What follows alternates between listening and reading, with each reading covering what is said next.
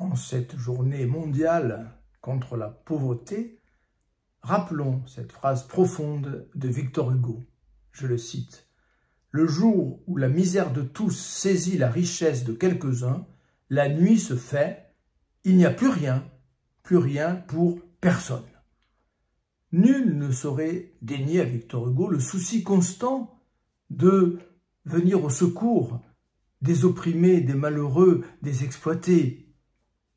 Ceux-ci n'ont pas les mots pour dénoncer leurs conditions et ils comptent sur des lettrés tels Victor Hugo pour prendre la parole à leur place.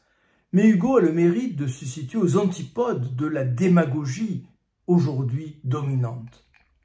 La dénonciation de la pauvreté n'a de sens que si elle respecte trois valeurs fondamentales qui sont la pudeur, la lucidité et le bon sens. La pudeur pour commencer.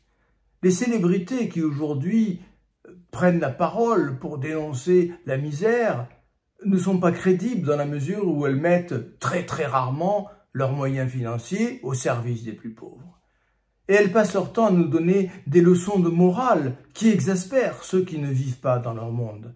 Je prends pour exemple l'accueil des migrants. Elles nous exhortent à accueillir ces migrants qu'elles n'ont pas la moindre chance de croiser dans leur luxueux quartier. La lucidité ensuite. Partager en plusieurs millions de parts un gâteau qui est le privilège d'une petite poignée d'ultra-riches n'a aucune signification.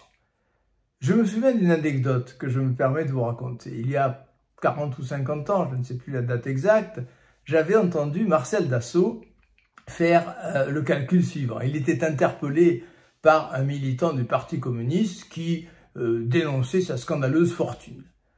Alors Marcel Dassault avait demandé à ce militant à combien il estimait le nombre de prolétaires pauvres en France. Le militant avait donné un chiffre. Et Marcel Dassault avait sorti de sa poche une calculatrice, c'était le tout début de ces petits appareils. Il avait divisé sa fortune par le nombre des prolétaires pauvres énoncés par le membre du Parti communiste. Le résultat était consternant. S'il avait partagé sa fortune, les prolétaires pauvres de France auraient hérité en tout et pour tout, chacun d'entre eux, de quelques dizaines d'euros.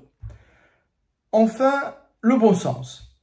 Victor Hugo aurait complété, je dirais, le calcul de Marcel Dassault par sa formule « la nuit se fait ».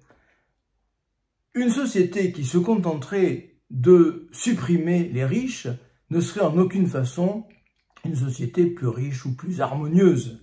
En aucune façon.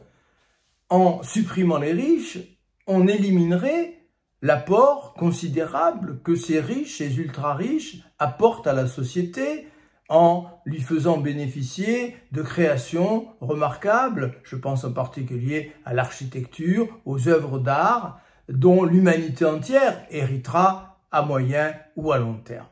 Et deuxième facteur aggravant, encore une fois, si cette fortune était partagée, les pauvres ne deviendraient pas plus riches, ils se partageraient un gâteau en millions de parts et auraient chacun une part infinitésimale.